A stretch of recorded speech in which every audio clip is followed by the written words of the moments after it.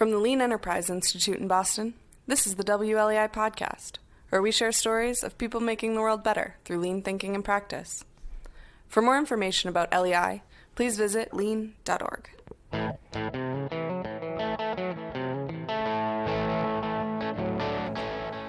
There's never been a better time to transform the practice of healthcare.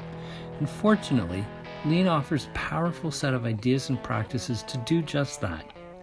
I'm Tom Ehrenfeld, and welcome to WLEI, the podcast of the nonprofit Lean Enterprise Institute. So recently, a group of Lean authorities from around the world presented a white paper on 5 guiding principles to transform healthcare. Today, we have one of those authors, Senior Coach Alice Lee of LEI, and we'll explore the findings of this paper in depth. So Alice, thank you for being here, and I'd love to have you tell me about this white paper and the work leading up to it. Thank you, Tom.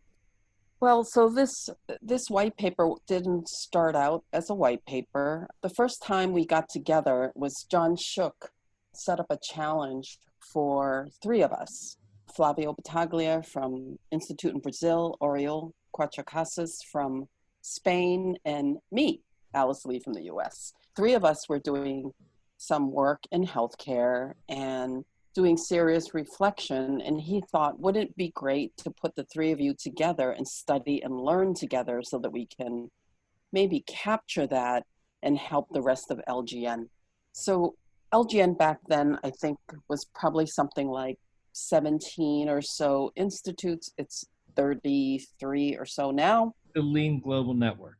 Yes, thank you. This was in 2015, and John Shook said to us, LGN should exercise our leadership. And we have the ability to share amongst ourselves and elevate our own learning, but also with the world. How can we better capture what we're learning in our work and share that knowledge? That was the challenge, the original challenge. So we started out by just learning about each other and how we work. We spent the better part of a year traveling to each other's country, Big Gemba, and studying each other. John, you may know, is an anthropology major in school. He is our executive sponsor.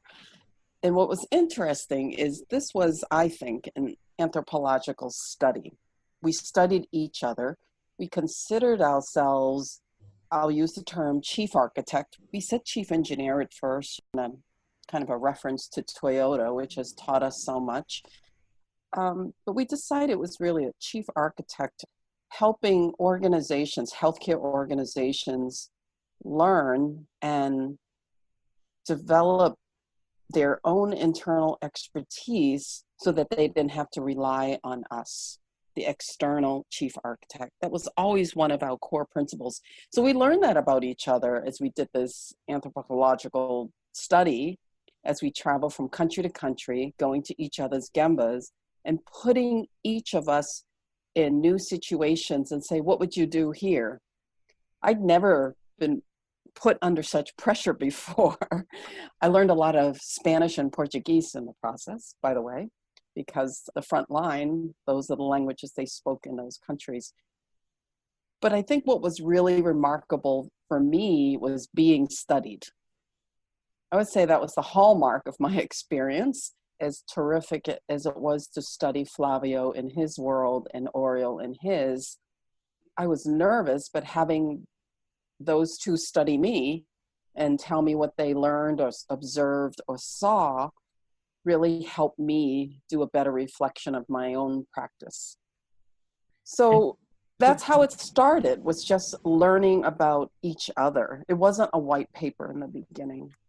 And each of us had co-learning partners where we visited and we actually did real work as if we were the architects there. So we didn't study just the native chief architect. We also switched roles and said, well, what would Alice do in Brazil? And then studied. It was really interesting action research because I had no idea what I would do in the moment, but you listen to them, you do what you normally do. What's the problem? What's the background? You go to Gemba. I mean, it's all the things that lean thinkers and practitioners do, while the other two would record and try to understand the approach and why. So what did you observe, the three of you? What are the common things that emerged from these close observations? So we suspected that we had a common point of view, given that all three of us use the Lean Transformation Framework, which is on our website, lean.org, with those questions. So we had common thinking, common approaches. We were pretty sure we had a shared point of view in many things. And so we started to document what we thought were patterns of thinking and patterns of behavior. And I remember saying that even though maybe some folks might look at what we were seeing and say, no, that's different, we could see the similarities. We actually called us tailors, right? The people that customize your clothing, so that we were all creating a suit with a similar pattern of sleeves and collars and lapels and 3 buttons or 2 if you're really stylish. But we customize depending on the body. And that was a breakthrough for us, that we started to understand that what we were trying to do was understand what it took to be a tailor, a chief architect, if you will, and document those things. And out of that came those 5 principles with lots of detail behind each one. And then we decided to publish it as a white paper to share more broadly. What types of problems did you guys observe at the various healthcare organizations? I think given the current state we're in globally with the pandemic, we're starting to better understand that the work of frontline healthcare folks are heroic, what they have to do. We couldn't have predicted a pandemic when we were doing this study, but we would say, how do we get to a point where our front line doesn't have to get what they need to do their work through heroics? And how can we help them reduce some of the chaos? So what we saw everywhere we went, and we went to many places, was that work wasn't designed, that it was ad hoc and driven by the need in the moment. We started to think about, okay, so what are those things that are key and important for us to convey as we start to develop a chief architect? The audience for a white paper are other internal chief architects, right? So many organizations will bring in someone external like me or Oriel or Flavio to help them get started. But none of us were traditional consultants, and we did not want a lifetime gig at these organizations. That would mean we failed. We started to think about, how do we help develop these chief architects internally so that they're not reliant on external consultants long term? This work was to help and create a framework of thinking to help transformation go more reliably and ultimately faster. The first principle is don't wait for the CEO. We got a lot of pushback on that. Can you imagine? Because I think many lean practitioners think that they can't move forward without the CEO. Now, obviously, we all want the CEO on board. That is the best case. But the reality is they're busy people. They have a lot of priorities, a lot of crises even happening on a day-to-day basis. And in our study, we learned that, yes, sure, that would be the best scenario, but it's not necessary. It's not necessary. That you can start wherever you are. What you don't want is a negative CEO, but it's okay to have a neutral CEO. And so that drives how you approach your transformation. It doesn't stop you. Did you guys observe transformation that was kind of launched or got started at a lower level somewhere and had a real impact that built momentum and spread beyond? Yeah, so surprisingly, right, because there's actually some chatter and one might even call criticism out in the lean community about that, doing small improvements isn't really transformation. And in all 3 coaches' instances, all of us, we had examples of how that led to transformation. In the case of the small community health center I wrote about, where I was the chief architect, They started very small. Their CEO, the previous CEO, I would say was supportive, but not involved. And that fell right into what we were learning across the world, was that she wasn't negative, but she wasn't going to roll up her sleeves and participate, which is what you hear a lot about. If the CEO is not involved, it's not going to happen. But it took negotiation, and we started with a small project in one clinic. Why do patients wait? And the reason for that, that's another principle. What's your next move and why? The reason for that move and that decision that I made with their developing internal chief architect is that we needed to create an example of what's possible, an example of what good looks like that's tied to the business, tied to a business problem. And for community health center, money is a problem.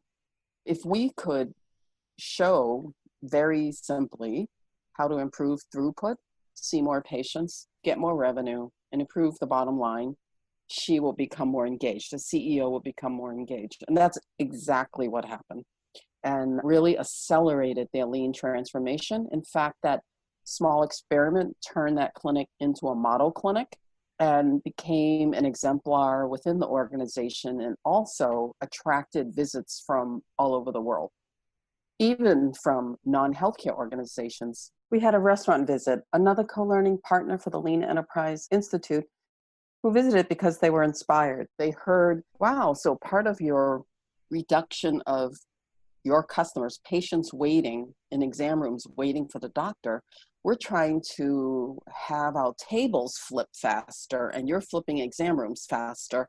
So they took what they learned, they came to Algemba and visited, and we walked them through, and they implemented those changes in their restaurants. And so that's another principle, cross-pollination. How do you learn quickly from others, regardless of industry, regardless of function, because the principles are what we're trying to teach. And by teaching the principles and tying them to the tools that one sees, that brings in the social aspect of lean. And that's generally where the questions were, was a part of transformation that I would say many of our visitors would point out. Well, this is different, because they would point at the artifact that they could see. Important, we love all tools, but not enough. How do you engage the physician who's busy and they don't even know what lean is? What you're trying to do is tackle something that they do care deeply about. They went to medical school for a reason. The way we talk about lean, the social side, mattered a lot. And that was another thing we talk about in our white paper, that this balance of technical and social was really important to driving real sustainable transformation. What does that mean at the Gemba when you say the balance of technical and social? How does that manifest? How does that show up? Yes, another principle that we highlighted, all of these seem obvious now, is make it your problem. The improvements, even though one could say, oh, how difficult was it to do all these things, right? We were just creating a pull system throughout at every step so the patient never had to wait. Seems simple enough, but the point isn't to say, I have the answers, let's implement them, because as soon as you leave, they'll break. So the goal was really, how do we develop the people who work within these processes to own them, to sustain them, and to improve them? And let me not forget, design them. We had medical assistants, for instance, Denise. John Shook loved Denise. We would go visit this medical assistant who's a high school graduate, would walk these visitors, CEOs from all over the world, and she would very confidently talk about her iterations, show her PDCA sheets. And I remember John Shook asking her, you have every PDCA you've done on this flag system to pull people in exam rooms, the right function to come when the patient needed them, right? Without shouting, without anyone going and corralling, but the visual management pulled the right people in when they were needed. And she said, yeah, of course. I know every single thing that we've tried, what worked, what didn't, when we did it, who was involved, because we just designed the infrastructure for her to document her thinking. And she was proud, and she actually called herself the flag mama. She said, I'm the flag mama. And I am the one that helps anyone that wants to learn more and implement in their area. And so that goes back to that social, I think, contract, I'll call it, the social contract that we have with the front line is that they own the work, they get to design it. One of the principles is make it your problem. Right. And that's tied to that as well, that if you really want to engage folks and have them care about this, you won't make it your solution imposed on them, right? That this isn't about copying best practice. Healthcare people love best practice, and honestly, it does save lives. I believe in it too. But in some instances, it's okay to take that as a base standard. And then what do you do from there? So yes, be inspired as you visit and go see other places to say, this could inform my problem, but then how will you make it work for your own? Make it your problem. Don't just take a solution and paste it. It will not last. I've seen that happen in my many, many years of working in healthcare. Again, another of the principle is the right knowledge for the right people at the right time. Right. There's a lot of cautionary tales around that. I think once you get your senior executives, your CEO, even the board involved and they're enthusiastic, I think one of the failure modes that we often see is that the organization will then dictate batch training. They don't call it that. They'll say lean for everyone. And that tends to not work because training without trying just leads to atrophy of that knowledge. Like you can't really do anything with it if it just stays as a classroom training of sorts. And in many cases, people have just said, take this 1 hour training, okay, and it's really limited, and folks don't know what to do, or they'll just do like a little 5S exercise. But a whole collection of all of that doesn't lead to transformation of either the person or the area. So training without trying is not the way to go. Definitely not. I find that really fascinating. Can you say more and maybe grounded in one of the case studies or one of the places you guys observed? What's the antidote to training without trying? Another aspect of training with trying is to do it in small, learnable pieces. And that example I just shared about Denise, the medical assistant in the model clinic we were trying to build, we would meet together in very small timeframes because they were clinical people, doctors, nurses, medical assistants. They had to see patients. The CEO said, listen, I believe, but every minute they're not seeing patients, we could lose money. And I told her it was an investment and we would get there, but it's hard, right, to get started. They were meeting for 2 hours a week. And in those 2 hours, there was always a Gemba component to truly grasp what's actually and really happening. And they would measure and say, we don't know how long they're waiting in this piece, this piece. So we were in the value stream mapping parlance, trying to document all the triangles, right, all the weights in every aspect of the visit. And in each of those timeframes, 2 hours is not long, but there would be a proposed PDCA, the plan part, if you will. And then between that day and the next week, the do would happen, the design of experiment. What are we going to try? And they were little things. But this is your learn, do, right? Well, train, try, same thing.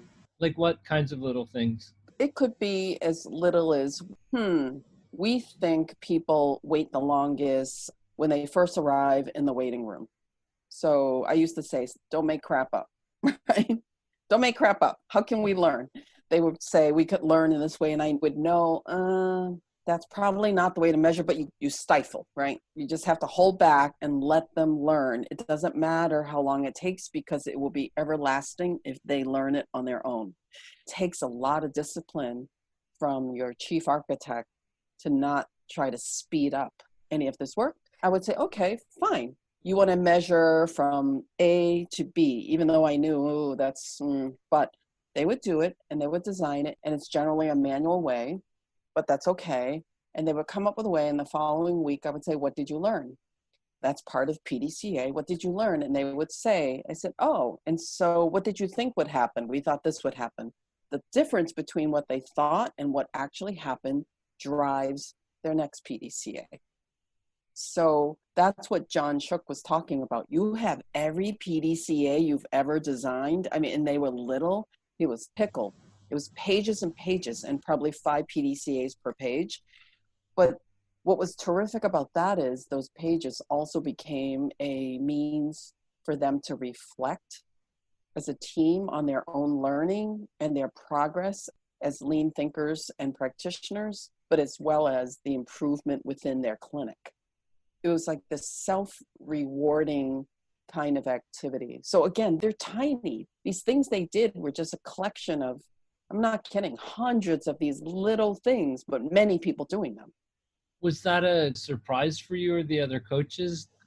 Well, this was an approach I had used in a previous organization, and I knew it would work. I would say Flavio and Oriol did very, very similar things. Their PDCA sheets might look a little different, didn't matter, but the thinking was the same. And in every case that we studied, we saw some deep understanding of lean thinking and practice because of that rote practice that we put people through.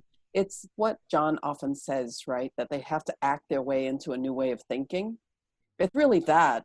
They were doing these things and it was very rote, like, okay, time to go into the do box, and not truly understand. Didn't matter, but this kind of repetitive cycle of learning allowed them to do it on their own. And then midway, we pulled out. We said, why don't you guys run the meeting? I can't make it the 1 week. And so we started weaning them. And that's another thing that we saw all 3 coaches did. They didn't call it that. That was my word. I said, you almost have to build that into your development plan, that I'm not going to be here forever. And you slowly wean them from dependence on the external chief architect, or even the internal one. Eventually, the internal chief architect started weaning herself out too. You end up with a bunch of chief architects all over the clinic in different areas, right? Running and teaching and developing and coaching and trying. And so ultimately, that's what you're trying to do. Interesting. How does this paper itself, this white paper with principles, basically function in a similar manner to each of you as lean coaches who went to these places and tried to help suggest ways that each of these workplaces could transform using lean principles? Yeah, that's a terrific question. Again, I said earlier that the white paper, the audience for the white paper and who we were writing for were chief architects, folks that really needed some help and guidance. We actually said the white paper can be a Sherpa for that long walk up a very steep mountain.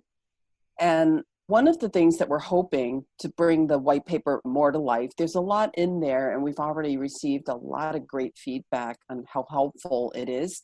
Think about how we can use the white paper and develop a knowledge base of sorts. And so for each principle, what are some cases, tools, maybe templates, things to study, so that there's more practical, actionable things the chief architect could take.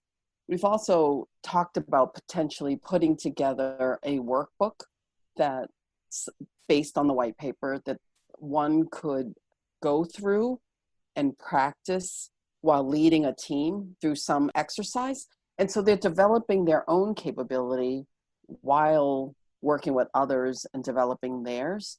That's a tall order, but that's what we're interested in doing. And actually I have a phone call today to talk about that. So I want to be mindful of time. I'll try to have like one final question. Let's remind people that they can download the Lean Global Healthcare Initiative white paper. Yes, the white paper can be found on planetlean.org and it's free. I encourage you to download it and read it with folks in your organization. Please do send us any questions you have. 5 of the authors are from 4 countries who are directly involved in some of the earliest lean healthcare transformations around the world, many of them as the internal chief architects. So as a result, the firsthand knowledge and experience is pretty deep in this white paper. We learned it can take up to 10 years to develop capability within organizations to have a real sustainable lean transformation. So one of our key goals in this research was to shorten the lead time to develop the needed capabilities for your organization, as well as for developing people. We believe this white paper will help you, whether you're just getting started or you're years into your transformation. I would go further and say this white paper can be useful for anyone and is sector agnostic. In fact, all of the authors learned and honed their thinking and practice in a sector other than healthcare. Planet Lean has a wealth of fantastic articles on lean in healthcare and ones that feature various members of the team of authors for this white paper. That's right. And we also have a recorded webinar on our white paper on Planet Lean as well. So what's next? As members of the Lean Global Network community, we're committed to continue our work to share what we've learned. Stay tuned. That's fantastic. And thank you so much. We have a lot of work to do in healthcare. I'm fortunate to be part of this group of passionate coaches, and we'll continue to work together. I look forward to sharing our progress in the future. Thank you, Tom. I appreciate our time together. Thank you very much, Alice Lee, for sharing your time and your thoughts on this very important topic. I want to also thank Emma Ripp and Pat Panchuk for working on this WLAI podcast. If you have any questions, comments, or suggestions, please share them with us at pod@lean.org. And above all, I want to thank you, our listener, for taking the time to listen in.